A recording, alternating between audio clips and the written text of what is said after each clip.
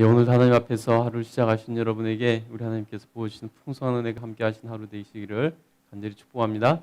아멘. 예, 오늘 전도서 7장 말씀을 읽었습니다. 7장 1절부터 우리 14절 말씀을 읽었는데요. 오늘은 이 죽음과 지혜에 대한 그러한 내용들로 이렇게 구성되어 있습니다. 전도서 7장은 사실은 전도서의 잠언이라고도 별명이 있습니다. 전도서의 잠언. 내용을 읽어보니까 잠언에서 읽은 거하고 비슷한 느낌이 들지 않습니까? 삶의 의미를 추구하던 전도자가 7장에서는 이렇게 좀 결이 좀 다른 듯한 그런 잠언을 이렇게 잠언과 같은 글을 이렇게 실었는데요. 그 내용을 좀 살펴보도록 하겠습니다. 1절부터 4절까지 우리 한번 읽겠습니다. 시작.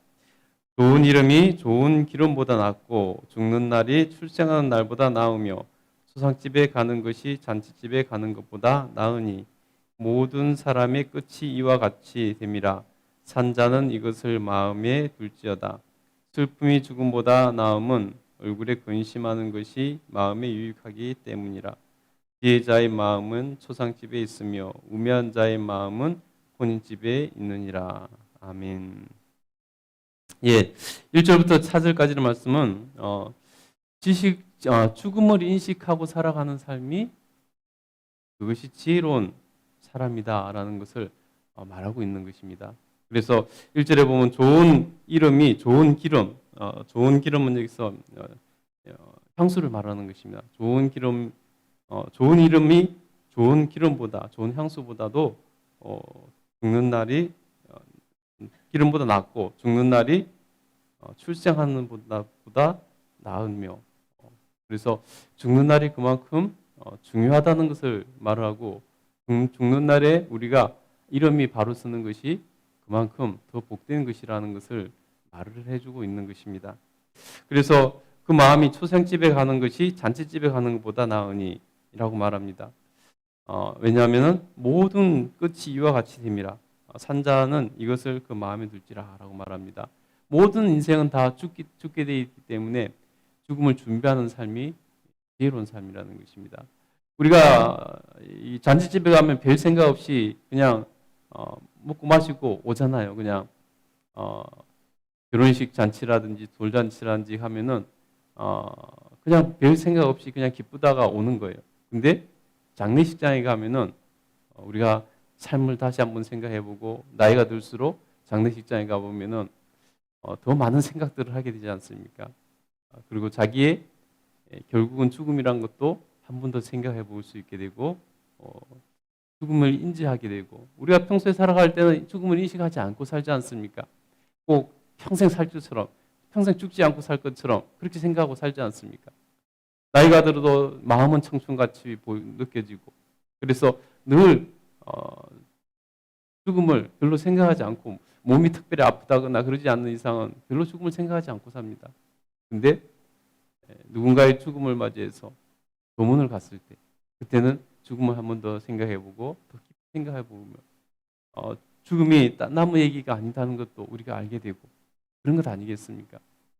그래서 마음이 잔치집에 가 있는 사람보다 초상집에 가는 사람이 지혜로운 사람이다, 더 복 있는 사람이다 라고 말을 하는 것입니다.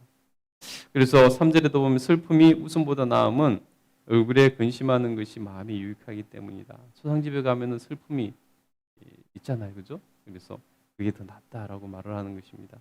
4절에 보면 지혜자의 마음은 초상집에 있으나 우매한 자의 마음은 혼인집에 있느니라. 그래서 죽음을 생각하는 사람이 지혜로운 사람이지, 몸의 연락만 생각하고 잔치집만 생각하는 그런 사람은 지혜로운 사람이 되지 못한다, 미련한 사람이 된다라고 말을 하고 있습니다. 그래서 늘 죽음을 생각하고 준비하는 삶을 사는 사람이 지혜로운 사람이다, 복 있는 삶을 살 수 있다라고 말하고 있는 것입니다. 여러분, 오늘 마치 오늘 죽을 것처럼 살라고 말을 하지 않습니까? 그만큼 죽음이라는 것이 인간에게 큰 의미를 갖기 때문이라는 것입니다. 더군다나 우리 그리스도인들은 죽음을 통해서 하나님의 심판대 앞에 서게 될 것이고, 그곳에서 하나님의 심판을 받고 우리가 천국에 들어가야 되지 않습니까? 이 땅의 삶은 여러 가지 의미가 있지만은 가장 중요한 것은 우리가 천국을 준비하는 시간이라는 것. 그것을 우리가 잊어서는 안 된다는 것입니다. 여러분 꼭 하나님 앞에서 천국을 준비하는 삶을 살아 다 천국에 들어갈 수 있게 되기를 간절히 축복합니다. 5절부터 7절까지 한번 보겠습니다. 5절부터 7절까지 읽겠습니다. 시작. 지혜로운 사람의 책망을 듣는 것이 우매한 자의 노래를 듣는 것보다 나으니라. 우매한 자들의 웃음소리는 손밑에서 가시나무가 타는 소리 같으니 이것도 헛되도다. 탐욕이 지혜자를 우매하게 하고 뇌물이 사람의 명철을 망하게 하느니라. 예, 지혜에 유의한 삶을 살아야 된다는 것입니다. 그래서 지혜에 대해 우매의 각을 세워서 이렇게 설명을 하고 있습니다. 그냥 읽어봐도 아는 내용이니까 넘어가겠습니다. 시간도 없고 우리 8절부터 10절까지 한번 보겠습니다. 8절부터 10절 읽겠습니다. 시작. 일의 끝이 시작보다 낫고 참는 마음이 교만한 마음보다 나으니 급한 마음으로 노를 바라지 말라. 노는 우매한 자들의 품에 머무느니라. 옛날이 오늘보다 나은 것이 어찌미냐. 하지 말라. 이렇게 묻는 것은 지혜가 아니니라. 아멘. 8절부터 9절은 마음을 지키는 것이 지혜로운 삶이다라는 것을 말하고 있습니다. 우리의 마음을 잘 가꾸고 지키는 것이. 그래서 긍정적인 마음, 적극적인 마음, 또 선한 마음을 갖는 것이 그것이 그 사람을 복된 인생으로 만들어주는 지혜라고 말을 하고 있습니다. 일의 끝이 시작보다 낫고, 예, 우리 마음이 일의 끝을 보면서 하는 것이 중요하다는 것입니다. 시작이 반이라고도 하지만은 많은 사람이 작심삼일로 끝나지 않습니까? 끝을 맺지 못하는 것이죠. 그래서 일의 끝이 시작보다 낫다는 것입니다. 그리고 참는 마음이 교만한 마음보다 낫다. 마음을 잘 지키는 것이 중요하다는 것입니다. 참는 마음이 교만한 마음보다 낫다는 것입니다. 그래서 겸손한 마음이 교만한 마음보다 훨씬 중요하다는 것을 말을 합니다. 그다음에 8절에 보니까 급한 마음으로 노를 바라지 말라. 노는 우매한 자들의 마음 품에 머무느니라. 그래서 우리 노는 화를 내는 것은 마음을 못 지키게 하는 것입니다. 그래서 마음을 지킬 수 있도록 노를 멀리하라는 것입니다. 여러분 화를 내면서 마음 지킬 수 있는 사람이 있습니까? 화를 내면 실수하게 되잖아요. 화를 내면은 자식에게도 실수하고 남편에게도 실수하고 아내에게도 실수하고 직장 동료에게도 실수하고 누구든지에게든지 다 실수하는 것이 할 수 있습니다. 그리고 화를 내고서 또 사람들은 대부분은 마음이 가라앉으면 뭐를 하죠? 후회를 하죠. 자기 화낸 것에 대해서 후회를 하지 않습니다. 예. 그래서 우리가 마음을 잘 지키기 위해서 화를 내지 않는 것이 중요하다는 것입니다. 여러분 오늘 여러분의 마음을 잘 지킬 수 있기를 간절히 축복합니다. 그리고 하루부터 여러분 마음을 잘 지키시기 바랍니다. 10절에 보니까 옛날이 오늘보다 나은 것이 어찌냐 하지 말라는 것입니다. 과거만 쳐다보고 사는 그것이 지혜로운 것이 못 된다는 것입니다. 마음을 새롭게 하고 늘 마음이 시대를 앞서가고 해야지 과거만 생각하면서 옛날이 낫다. 우리가 잘못하면은 나이가 들수록 더 과거에 집착하기가 쉽다는 것입니다. 그래서는 안 된다는 것입니다. 그것은 지혜로운 것이 아니라는 것입니다.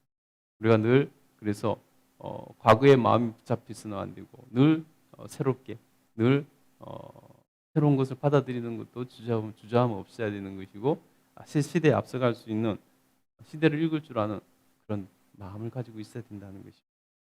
우리 11절부터 12절까지 한번 보겠습니다. 시작.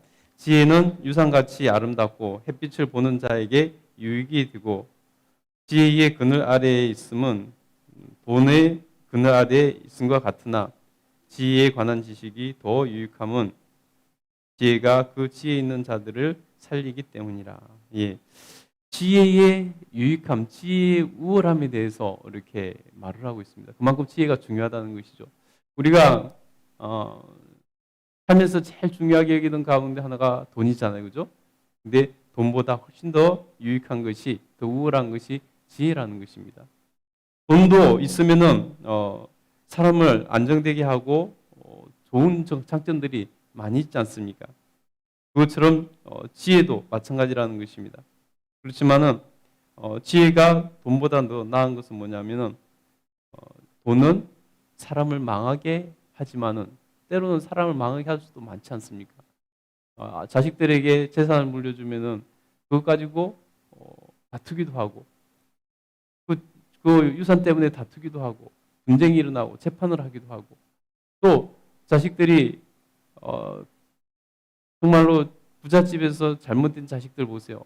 마약이나 하고 뭐 이렇게 부모 재산 가지고 그냥 흥청망청 살다가 노년이 그냥 불쌍하게 끝나는 사람들이 얼마나 많습니까? 아, 그래서 돈은 사람을 흥하게 하고 또 망하게 하는 수도 많이 있지만은 지혜는 사람을 살린다는 것입니다. 지혜는 사람을 망하게 하는 일은 없고 사람을 살린다는 것입니다. 그렇기 때문에 지혜가 훨씬 우월하다, 유익하다라는 것을 말하고 있습니다. 여러분, 지혜를 하나님 주신 지혜를 가지시고 솔로몬처럼 하나님 주신 지혜로 풍성함을 누리시고 또 이 세상에서 정말 하나님 앞에서 놀라운 은혜를 누리는 그러한 삶을 여러분 생명이 살아나는 삶을 살 수 있게 되기를 간절히 축복합니다. 마지막으로 13절 14절 한번 읽겠습니다. 시작. 하나님께서 행하시는 일을 보라. 하나님께서 굳게 하시는 것을 누가 능히 곧게 하겠느냐. 형통한 날에는 기뻐하고 공고한 날에는 되돌아보아라. 이 두 가지를 하나님이 병행하게 하사 사람이 그의 장래일을 능히 헤아려 알지 못하게 하셨느니라. 아멘. 여러분, 그래서 결국은 죽음과 지혜를 생각하면 결국 하나님을 생각하지 않을 수 없다는 것입니다. 죽음을 생각하면 어찌 하나님을 생각하지 않을 수 있겠습니까? 지혜로운 자는 하나님을 깨달을 수밖에 없다는 것입니다. 그래서 지혜자는 결국은 하나님을 인정하고 의식하는 삶을 살게 된다는 것입니다. 그래서 오늘 보니까 뭐라고 말합니까? 장래일을 사람은 죽음을 생각하고 지혜를 생각하면 지혜로운 사람은 장래일을 우리가 정말 아무것도 할 수 없는 존재구나 깨닫게 된다는 것입니다. 인간의 한계를 깨닫게 된다는 것이죠. 그리고 우리는 하나님을 찾을 수밖에 없게 된다는 것입니다. 그래서 오늘 우리가 하나님 앞에서 이 새벽에 나온 것이고 또 하루를 주님과 함께 시작하는 그러한 삶을 사는 것 아니겠습니까? 그래서 여러분이 복된 인생을 살게 될 줄 믿습니다. 우리 하나님 앞에서 여러분 지혜자가 되시고 오늘 특별히 죽음에 대해서 더 많이 생각할 수 있는 그런 하루 되시기를 간절히 축복합니다. 기도하겠습니다.